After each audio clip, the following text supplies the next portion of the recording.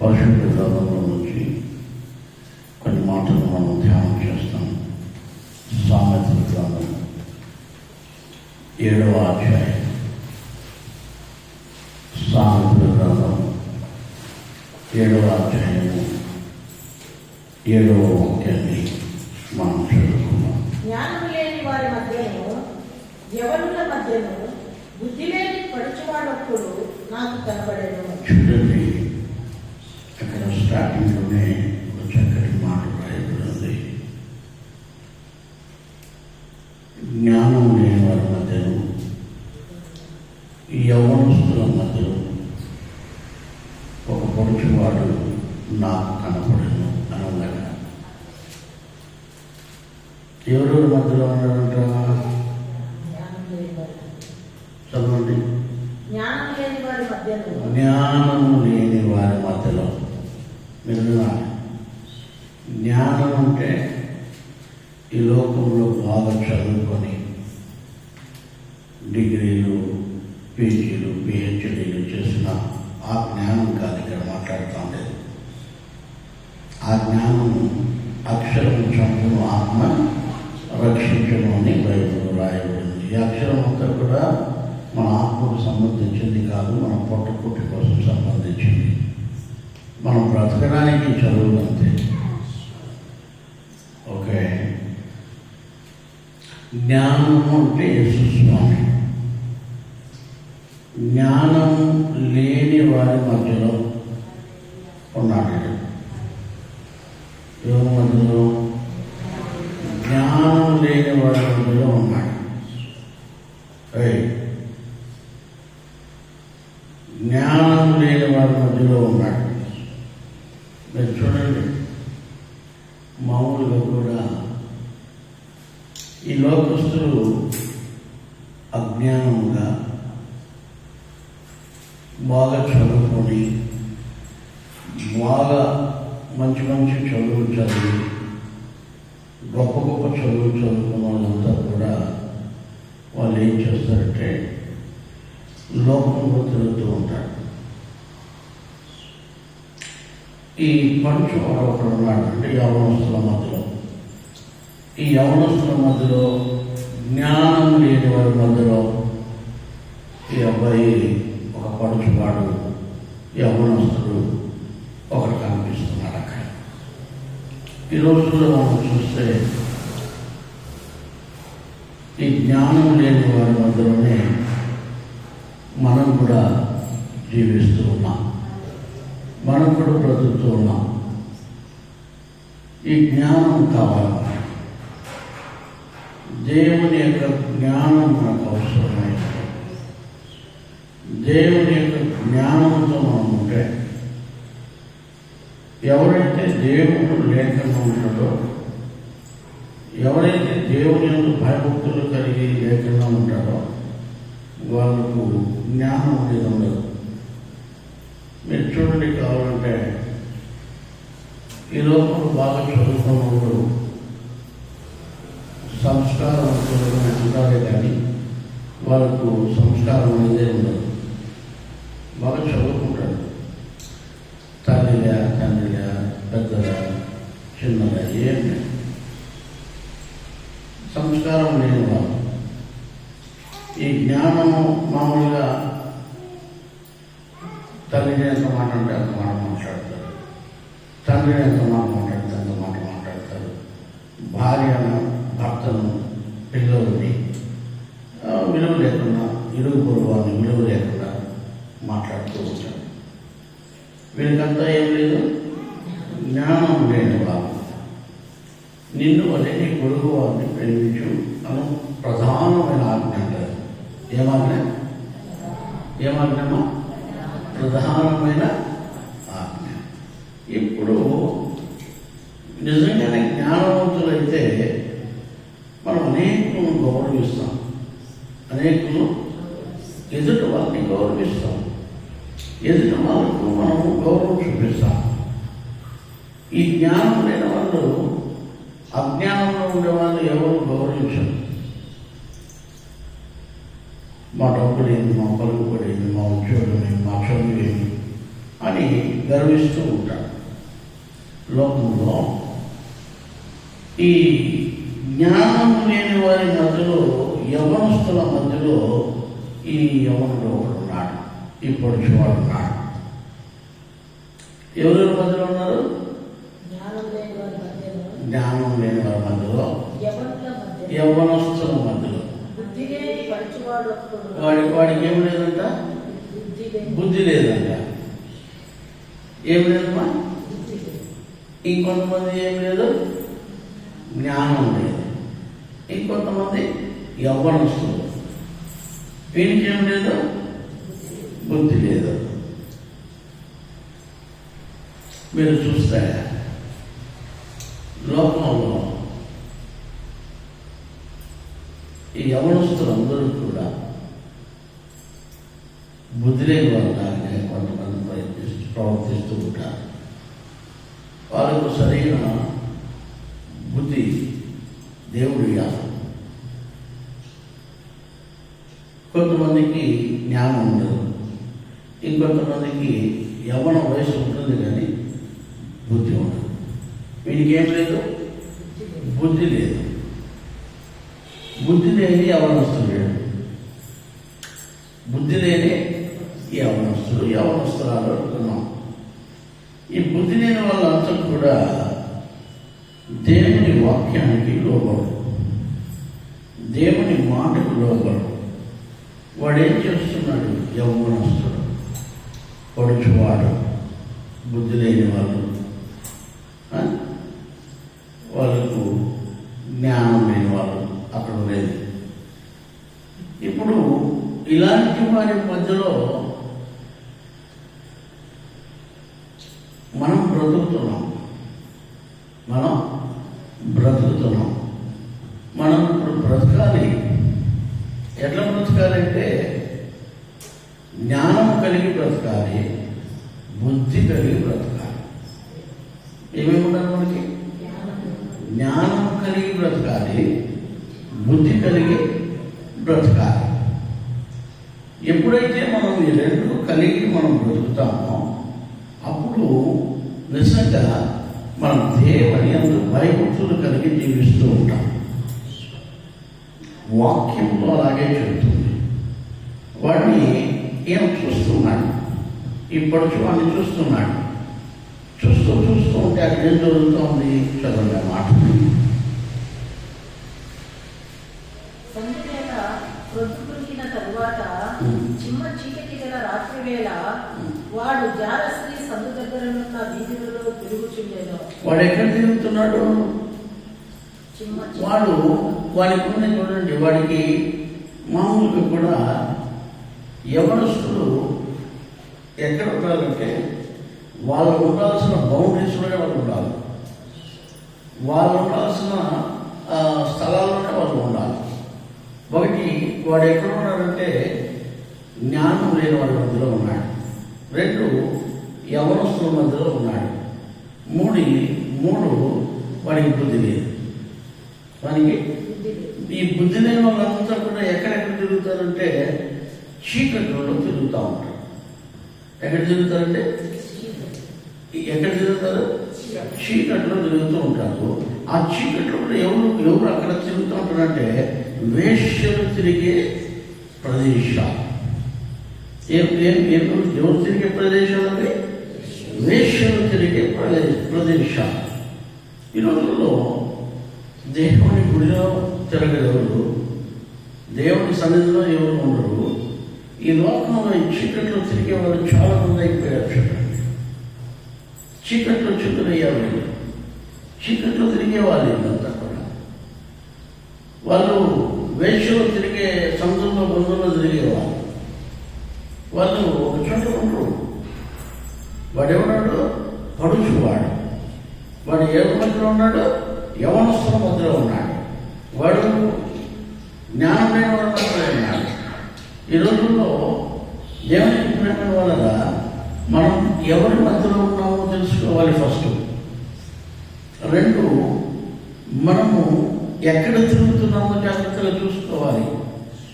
మూడు, మన జీవితాల్లో జ్ఞానము పొందుకొని ఉండాలి. నువ్వు ఎక్కడ తిరగాలో, ఎక్కడ ఉండాలో, నీ జీవితము ఎక్కడ సెట్ చేయబడుతుందో అక్కడ తిరగాలి నువ్వు. Praise the lord. నువ్వు ఎక్కడ సేఫ్గా ఉంటావో అక్కడే ఉండాలి. మన జీవితాన్ని ఎప్పుడు కూడా తొందరపాటు నిర్ణయాలు తీసుకోకూడదు. నిదానంగా మనం ఎక్కడ సేఫ్గా ఉంటాం, మనం ఎక్కడ తిరగాలి, ఎక్కడ తిరగకూడదు, ఎవరితో ఉండాలి, ఎవరితో ఉండకూడదు అనేది ప్రతి యవ్వనస్తుడు తెలుసుకోవాల్సిన అవసరం ఉంది. మన జీవితాల్లో ఈ యవ్వన జీవితాన్ని మనం సరి చేసుకుంటే మనం బాగుపడతాం, మన జీవితాలు బాగుపడతాయి, మన బ్రతుకులు బాగుపడతాయి. ఆ యవ్వనస్తుడు చిమ్మ చీకట్లో వేశ్యలు తిరిగే ఆ ప్రదేశాల్లో తిరుగుతున్నాడు. దేవునికి ప్రేమ వల్ల వాడు తిరిగి ఏం చేస్తున్నాడు చదవండి. వాడు జాలస్త్రీ సందు దగ్గరనున్న వీధులలో జాలస్త్రీ ఉండే సందులో తిరుగుతున్నాడు. వీధుల్లో తిరుగుచుండెను. దాని ఇంటి మార్గమున నడుచుచుండెను. చూడండి, దాని ఇంటి మార్గమున నడుచుడు. దేని ఇంటి మార్గమున? జాలస్త్రీ. జాలస్త్రీ ఉండే ఇంటి మార్గంలో నడుస్తున్నాడు. వీడెవడు? ఎవరు చెప్పాలా? మర్చిపోతుంది. యవ్వనస్తుడు. వీడెవడు?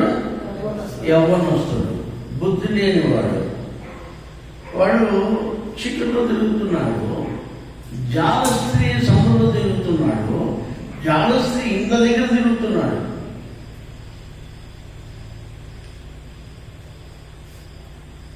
నువ్వు పురుషుడు కావచ్చు, స్త్రీలు కావచ్చు, మన జీవితంలో మనం ఎక్కడ సంచారం చేస్తున్నామో జాగ్రత్తగా గమనించుకోవాలి.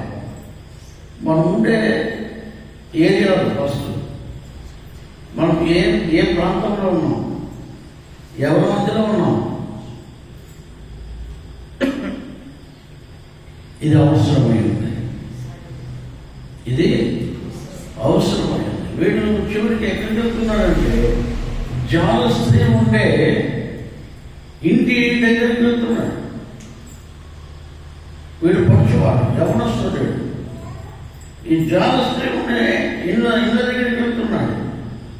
నిజంగా మామూలుగా ఒక జంతువు చచ్చిపోయి కలిపాలను వాసన పడతాము అనుకోండి, మనం వెళ్తాము. ఎందుకు వెళ్తాం చెప్పండి? ఆ స్మెల్ చాలా ఘోరంగా ఉంటుంది కాబట్టి మనం దాన్ని బీడిస్తే, దాన్ని తీసుకుంటే మనకు కూడా ఇన్ఫెక్షన్ అయ్యే అవకాశాలు ఉంటాయి కాబట్టి మనం దానికి దూరంగా పోతాం, దానికి దూరంగా. ఇప్పుడు మనకు తెలిసినా కూడా ఈ కంపు కొట్టే దగ్గరికి ఏమవుతారు చూడండి. వీడు తిరుగుతున్నాడు. ఎక్కడ తిరుగుతున్నాడు? చీకట్లో తిరుగుతున్నాడు. వేశ్యం ఉండే ఇళ్ళ దగ్గర తిరుగుతున్నాడు. ఈ రోజుల్లో వీళ్ళు ఎప్పుడు తిరుగుతారంటే చీకట్లో తిరుగుతుంటారు. చీకటి పడుతూనే వీళ్ళకి ఇదే పనే. ఏడే దొరుకుతారండి. ప్రియ పడుచులారా, యవనస్తులారా,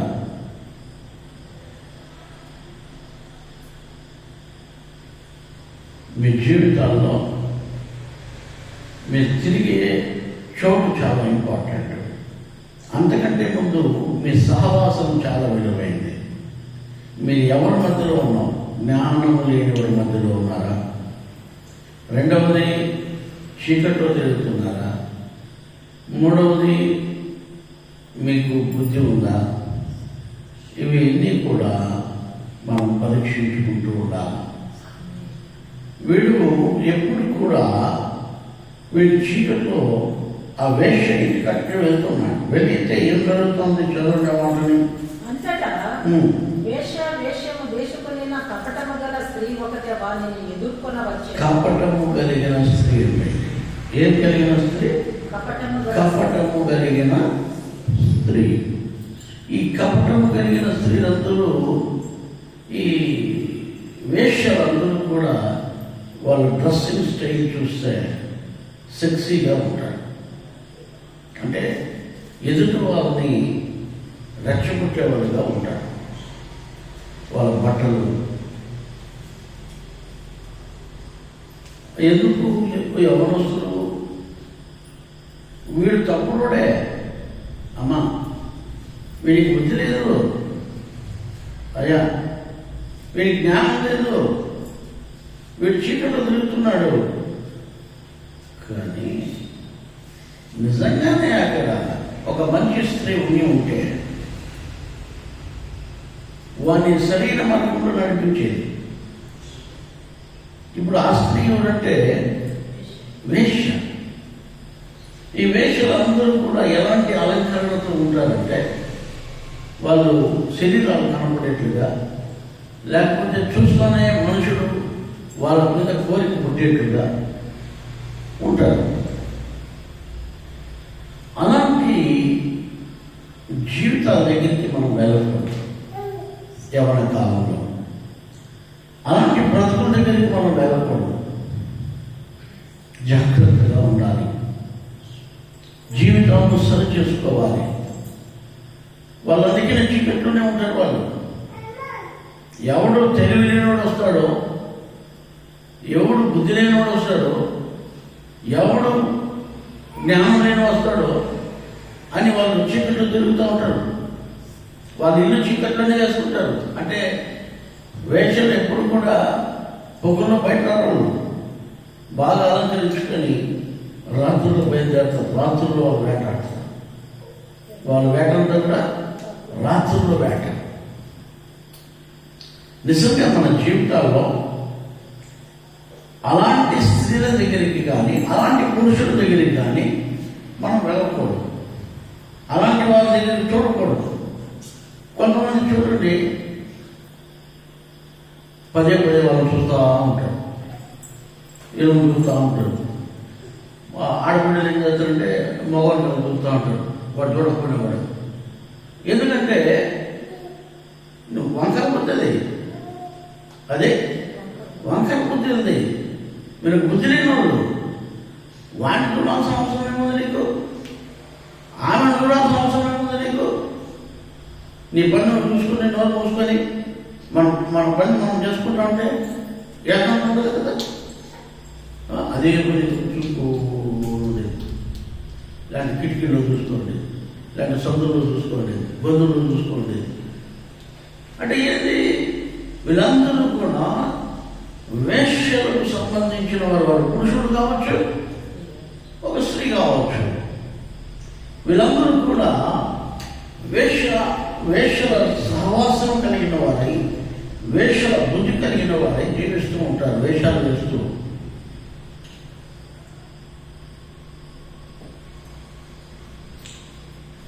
ఆమె వేషధారణ మారిపోతుంది. ఆమె వేషం వేసుకొని ఆ పడుచుల దగ్గరికి వచ్చింది. ఆ పడుచుల దగ్గరికి వచ్చి ఏమవుతుంది, చదవండి ఆ మాటలు మీకు అర్థం. అది బొబ్బలు పెట్టినది. అదేం పెడుతుందంట, బొబ్బలు పెడుతుందంట. ఆమె ఎవరుమ్మా, వేశ్య. మీరు ఇక్కడ పెట్టుకోవాలి, పురుషుడు కావచ్చు, స్త్రీ కావచ్చు. అది పురుషుడు కావచ్చు, స్త్రీ కావచ్చు. వాళ్ళు మీ జీవితంలో బొబ్బలు పెడతారు. పెళ్ళి అయితే వాళ్ళు కూడా ఆఫ్ చేయాలిగా.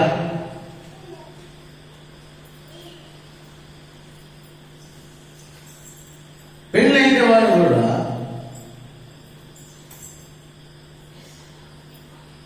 పరస్త్రీలను చూడడం, పరపురుషులను చూడడం. పెళ్ళైన వాళ్ళు కూడా ప్రేమ పడతాయి. పుయ్యకాలం వచ్చేసింది కదా. మామూలుగా పెళ్ళి అయితే మళ్ళీ ఎవరు ఏం పని చేసి చెడపడం చేయదు ముందు. ఇప్పుడు ఏంటంటే పెళ్ళి అయిన తర్వాత ప్రేమలు పడుతున్నాయి. ఏంటి పెళ్ళ పడిన ప్రేమ పడదు, మొగుడు పైన ప్రేమ పడదు, పక్కింటి వాళ్ళు పెట్టి ప్రేమ పడుతుంది.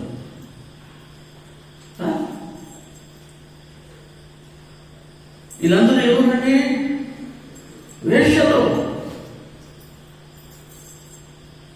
సొంత భార్య పైన ప్రేమ పడితే మంచి సంతోషం. అది సొంత భర్త పైన ప్రేమ పడితే అది చాలా సంతోషం. అది దేవుడి లేఖనాలు.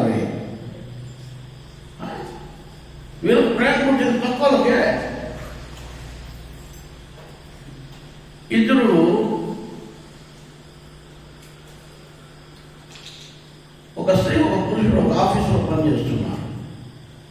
పనిచేస్తూ ఉంటే ఆ పనిచేసే ఆఫీసులో ఉన్నటువంటి వాళ్ళిద్దరూ వీళ్ళు కొలీగ్స్ వీళ్ళిద్దరూ చచ్చిపోయారు. సూసైడ్ చేసుకుని చచ్చిపోయారు.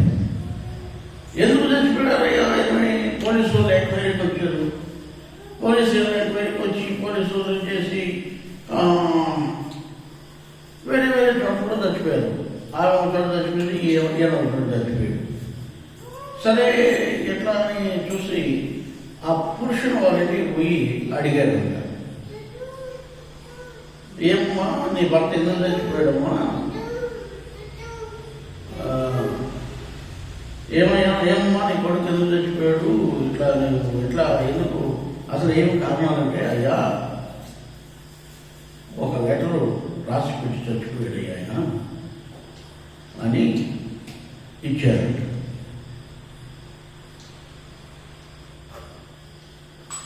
ఒక లెటర్ రాసి పెట్టి చచ్చిపోయాడయ్యా అని ఆ పోలీసులకు ఆ లెటర్ హ్యాండ్ ఓవర్ చేశారు ఆ ఇంట్లో. ఇంకొక టీం వాళ్ళు ఆడామె అక్కడ ఆమె దగ్గరికి పోయి వాళ్ళ ఇంట్లో పోయి అడిగితే ఆమె ఇంటి వాళ్ళు కూడా ఒక లెటర్ పోలీసులకు హ్యాండ్ ఓవర్ చేశారు. ఆ 2 లెటర్లు పోలీసులు లెక్క చేసి చదివితే ఏమని రాసిందంటే దాంట్లో, మా ఇంట్లో మా భార్య మా పిల్లలు నేను రెండో పెళ్లి చేసుకోవడానికి ఒప్పుకోలేదు కాబట్టి నేను చచ్చిపోతాను అని రాశాను. ఈ లెటర్ చదివితే మా ఇంట్లో నా భర్త నా పిల్లలు నేను వేరొక పెళ్లి చేసుకోవడానికి ఇష్టపడలేదు కాబట్టి నేను చచ్చిపోతానని ఏమో రాశాను. అంటే వీళ్ళు ఎవరు బైబిల్ చెప్తుంది, ఒక స్త్రీకి ఒక పురుషుడు, ఒక పురుషుడికి ఒక స్త్రీ. పదే వాడిని ఎందుకు చూస్తావు నువ్వు? పదే ఆమె ఎందుకు చూస్తావు నువ్వు? వీళ్ళంతా కూడా కళ్ళతో వ్యభిచారాలు చేసేవాళ్ళు. ఎవరుమా కళ్ళతో వ్యభిచారాలు చేస్తారా? ఎలా? అందుకనే బైబిల్లో మాట ఉంది, నువ్వు ఒక స్త్రీతో వ్యభిచరించినప్పుడు వ్యభిచారం కానీ ఆమె మోహపు చూసినప్పుడే నువ్వు వ్యభిచారమే. మీకు అర్థమవుతుందా? నువ్వు ఎప్పుడైతే నీ కంటితో ఎప్పుడైతే మోహపు చూపు చూస్తావో అప్పుడే నువ్వు వ్యభిచారమే. బైబిల్ చెప్తున్న మాటలవి. ఓ యవ్వన కాలంలో మన జీవితాల్లో ఆ వేషం వేసుకొని ఆ పడుచు వాళ్ళ దగ్గరికి వస్తూ ఏమంటుందంటే చదువు మాటని అంతటా వేషము వేసుకుని కపటము గల స్త్రీ ఒకటి వారిని ఎదుర్కొని వచ్చేది. అది బొబ్బలు పెట్టుచున్నది, స్వేచ్ఛగా తిరుగునది, దాని పాదములు దాని ఇంట నిలబడి. బొబ్బలు పెడుతుంది, అది స్వేచ్ఛగా తిరుగుతుంది, దాని పాదములు దాని ఇంట్లో నిలవు. దానికి ఉండే గుణాలు, అది బొబ్బలు పెడుతుంది, అది దానికి స్వేచ్ఛ ఉండాలా. అది పురుషుడు కావచ్చు, స్త్రీ కావచ్చు. ఇంట్లో ఉండరు, నిజంగా కాబట్టి ఇంట్లో ఉండరు కొంతమంది పిల్లలు. నేను హాస్టల్లో ఉంటుంది, హాస్టల్లో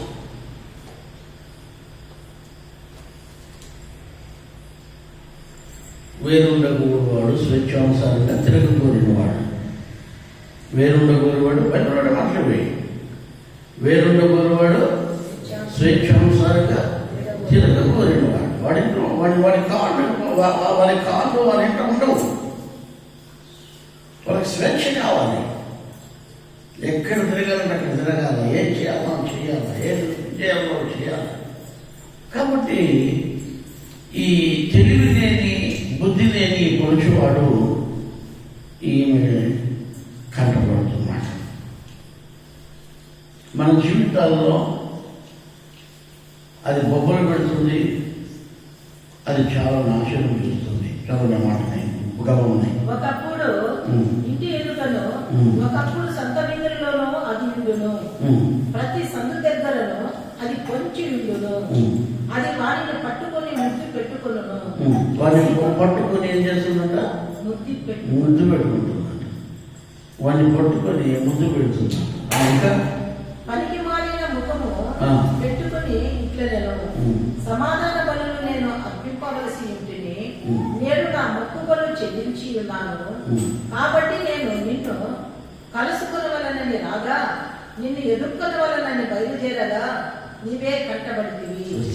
నీకోసమే వచ్చాను అనుకున్న టైం. నేను పుట్టిందే నీకోసం.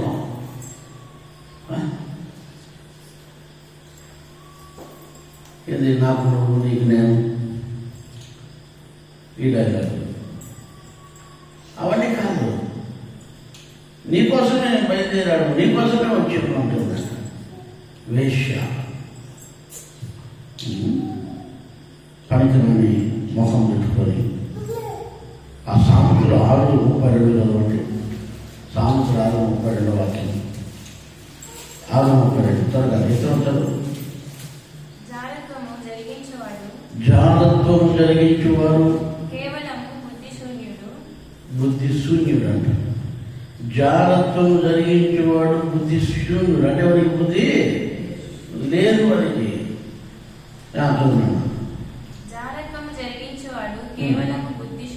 చూడండి, పెళ్లి చేసుకొని పెళ్ళామున్నా బిడ్డలున్నా మొగుడున్నా బిడ్డలున్నా మళ్ళా వ్యభిచారాలు జాగ్రత్త వాడికి ఏమి లేదంట, బుద్ధి లేదు వాడంట. ఈయన ఎవరు చూసినాడంట? బుద్ధి లేని పడుచు అని చూశాడంట. వీరికి బుద్ధి లేదనికి మన జీవితంలో మనం బుద్ధి తెచ్చుకోవాలా, బుద్ధి తెచ్చుకొని బతకాలా, బుద్ధి తెచ్చుకొని ఉండాలా. బుద్ధి లేని బతుకులు బతకూడదు. మనం పరలోకం కావాలంటే మనకు బుద్ధి కావాలి. ఓ ఎవరుడా మీ జీవితాల్లో బుద్ధి లేకుండా ఉంటే నువ్వు చీకట్లో ఉంటావు. బుద్ధి లేకుండా ఉంటే నువ్వు జ్ఞానం లేని వారి మధ్యలో ఉంటావు. బుద్ధి లేకపోతే నీ జీవితంలో దేవుని స్తోత్రకరణ కాక ఈ లోకంలో ఉన్న అన్యులతో లేకపోతే ఈ లోకంలో ఉన్న స్నేహితులతో నీ జీవితాన్ని గడుపుతూ ఉంటావు. అంటే లోకస్తులతో గడుపుతూ ఉంటావు అని అర్థం. ఈ రోజుల్లో చాలా మంది ఈ వీటిని కోరుకుంటున్నారు, ఆశపడుతున్నారు. ఓ యవనుడా నీ జీవితం ఏంటి? ఓ యవన స్త్రీ నీ జీవితం ఏంటి? నీ జీవితాల్లో ఒకసారి సరి చేసుకోండి. బుద్ధిశూన్యులుగా ఉండకూడదు. మన జీవితాల్లో అదే మనం చూసినట్లయితే 1:22 చదువు. సామెత 1:22 వాక్యం. జ్ఞానం లేని వారులారా ఎన్ని సంవత్సరాలు జ్ఞానం లేకుండా ఉంటుంది. ఇప్పటికి 40, 50, 20, 30 ఎన్ని సంవత్సరాలు ఇంకా జ్ఞానం లేకుండా ఉంటుంది. ఇంకా జ్ఞానం లేకపోతే ఎప్పుడు మీకు జ్ఞానం వస్తుంది? మన జీవితాల్లో జ్ఞానం ఏది జ్ఞానం? నీ చదువు కాదు, నీ పిహెచ్డి కాదు, నీ చదువు కాదు, అది జ్ఞానం కాదది. నిజమైన జ్ఞానం దేవుడిచ్చే జ్ఞానం. హల్లెలూయా. అది విశేషమైన జ్ఞానం. నీ జీవితాన్ని పొగలు పెట్టించుకోవు, చీకట్లో తిరగవు. నీ జీవితాన్ని ఆ దేవుని స్తోత్రం శూన్యంగా చేసుకోవు. నీ జీవితాన్ని బుద్ధి లేకుండా బతకవు. నువ్వు బుద్ధి కలిగి బుద్ధిమంతుడుగా నీ జీవితాన్ని నీ కుటుంబాన్ని కట్టుకుంటావు. జ్ఞానవంతురాలు తన ఇల్లు కట్టుకును, 3 రాళ్ళతో ఇల్లు తన చేతులతో ఊడబెరుకును. ఏదా జ్ఞానం? ఏమా జ్ఞానం? బైబుల్ జ్ఞానం, దేవుడి వాక్యం అనే జ్ఞానం. ఈ జ్ఞానం ఉంటేనే నీ జీవితం బాగుపడుతుంది, లేకపోతే నువ్వు శూన్యమే. 9:4 సామెతల గ్రంథం 9:4 వాక్యం. జ్ఞానము లేనివాడా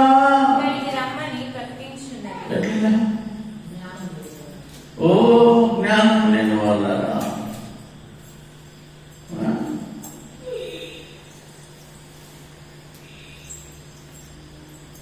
జ్ఞానం కావాలి.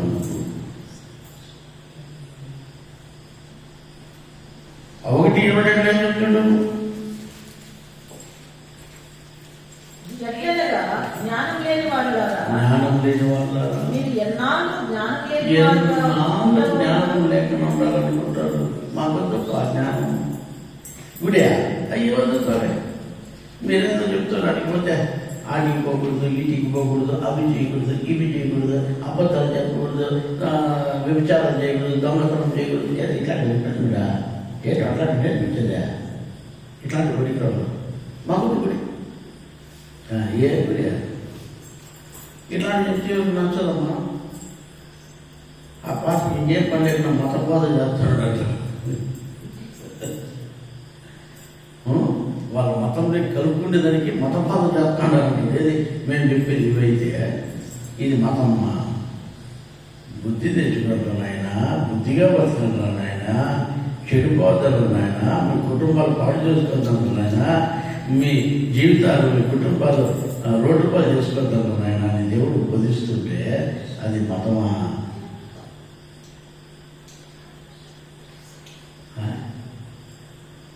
జ్ఞానం సంపాదించుకోవాలి. మన జీవితాల్లో అజ్ఞానంగా బతికి ఆ వేషం వేసుకున్న ఆ స్త్రీ బొబ్బులు పెట్టేది అది దేవుని స్తోత్రం కలుగుగాక. అది తిన్నగా అగత్పాతాలలోకి నిన్ను దించేస్తుంది. అగత్పాతాలలోకి నిన్ను కోపంలోకి నిన్ను దించేస్తుంది. నీ జీవితం పతనము కాకముందే, నీ బతుకులు పతనము కాకముందే, మీ కుటుంబాలు పతనము కాకముందే, మీ జీవితాలు పతనం కాకముందే, ఓ యవ్వనస్తురా, నీ జీవితంలో ఒకసారి పరీక్షించుకో. నీ జీవితం ఒకసారి పరీక్షించుకో.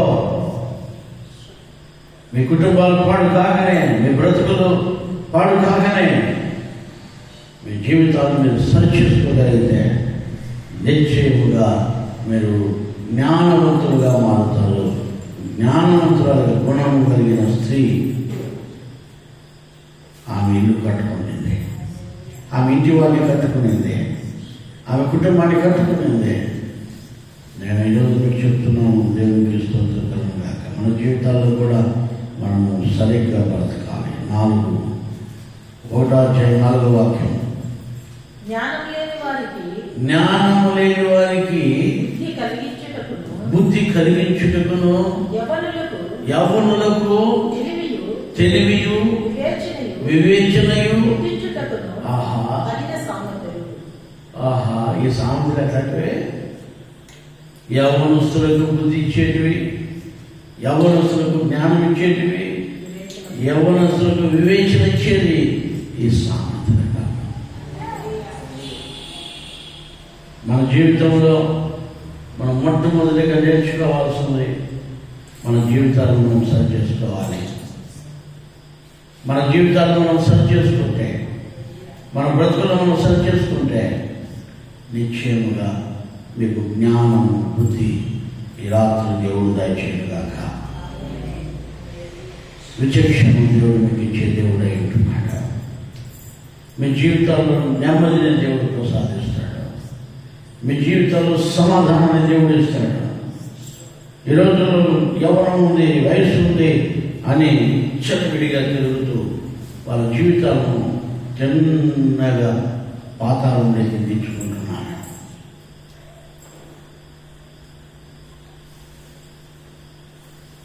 నాలుగో 22వ వాక్యం, 4:22. దొరికిన వారికి అవి జీవమును, వారి సర్వ శరీరములకు ఆరోగ్యమును ఇచ్చును. జీవం వస్తాయి, ఆరోగ్యం వస్తుంది. ఎవరైతే దేవుని వాక్యానికి లోబడతారో జీవం వస్తుంది, ఆరోగ్యం వస్తుంది. ఎవరైతే బుద్ధి లేకుండా వేశ్యల దగ్గరికి వెళ్తారో, లేకపోతే లోకానికి వెళ్తారో, వేశ్య అంటే వ్యభిచారమే కాదండి, ఈ లోకంలో ఇవన్నీ అన్నిటికే సంబంధిస్తాయి.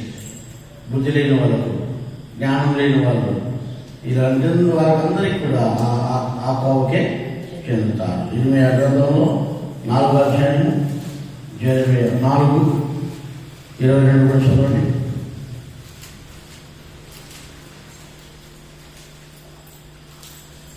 26వ గ్రంథం 4వ అధ్యాయం 22వ వాక్యం. నా జనులు అవివేకులు, వారు నన్ను ఎరుగరు. నా జనులు అవివేకులు, వారు నన్ను ఎరుగరు. మనం దేవుడి జనులు అండి. అవివేకంగా ఉండదు, జ్ఞానం కలిగి ఉండాలి. మనం దేవుని జనులు ఏమై ఉండాలా? జ్ఞానం కలిగి ఉండాలి. బాప్తిసం తీసుకున్నావు, రక్షణ పొందావు, గుడి కొలుతావు, తాగుడిసి పెట్టవు, విచారాలిసి పెట్టవు, అబద్ధాలిసి పెట్టవు, మోసాలిసి పెట్టవు, తప్పుడు మాటలిసి పెట్టవు. ఈ రోజుల్లో చాలా మంది దేవుడు వాడుకుంటున్నారు. ఇలాంటివి మనం చేయకూడదు, ఇలాంటివి మనము చేయరాదు. దేవుడు వాక్యం చాలా విలువైంది. మానవులకు తెలివి లేదు, వాళ్ళ అవివేకులు, వాళ్ళకి తెలివి లేదు, వాళ్ళ జ్ఞానం లేదు, వాళ్ళకి బుద్ధి లేదు. వాళ్ళ జీవితాల్లో జ్ఞానాన్ని సంపాదించుకోవాలా, బుద్ధి కలిగి జీవించాలా. వివేచన లేని జీవితాలు జీవించకూడదు, వివేచన కలిగి మనం బ్రతకాల అంటున్నాడు. చదివిన వాటిని మూఢులైన పిల్లలు వాళ్ళకేం లేదు, తెలివి లేదు. చూడండి, వాళ్ళకేం లేదు, ఈ పడుచులకి ఏం లేదు, తెలివి లేదు. ఈ రోజుల్లో చాలా మంది తెలివి లేకుండా ఈ లోకంలో అక్రమ సంబంధాలు పెట్టుకొని అక్రమముగా సక్రమము లేని జీవితాలు జీవిస్తూ సక్రమము లేని బ్రతుకుతూ పాడైపోతున్నారు. అలాంటి జీవితాల కోసమే దేవుడు ఈరోజు మాట్లాడుతూ ఉన్నాడు. అలాంటి జీవితాల కోసమే దేవుడు హెచ్చరిస్తున్నాడు. ఈ రాత్రి ఏమవసరం కూడికలో దేవుడు మీకు జ్ఞానం ఇవ్వాలని, దేవుడు మీకు వివేచన ఇవ్వాలని ఆశపడి దేవుడు మీతో మాట్లాడుతూ ఉన్నాడు. వ్యభిచారం, అబద్ధాలు, వాళ్ళకు దేవునికి విరోధంగా జీవిస్తారట. ఏమంటున్నాడు ఇర్మియా? ఎలాంటి పిల్లలంట? మూఢులైన పిల్లలు, తెలివి లేదు, కీడు చేయుటకు వారికి తెలుసు. కీడు చేసేది వాళ్ళకి తెలుసు, మేలు చేసేది వాళ్ళకి తెలియదు. మేలు చేసేది ఎవరికి తెలియదు, కీడు చేసేది వాళ్ళకి బాగా తెలుసు. మీకు అర్థమైందా? బైబిల్ చెప్తుంది కీడు చేసిన వారికి మేలు చేయమని. మనం లేకుంటే మేలు చేసేది రాదు, కానీ కీడు చేసేది అంటే ఫస్ట్ నెంబర్ 1.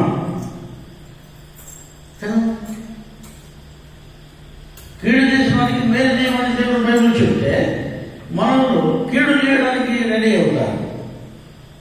మన జీవితాల్లో అలాంటి బతుకులు బతకకుండా మన బ్రతుకులు దేవుడు జ్ఞానంతో నింపాలి. హల్లెలూయా. జ్ఞానం కలిగి మనం జీవించాలి. యవ్వన కాలంలో విశేషంగా మన జీవితాల్లో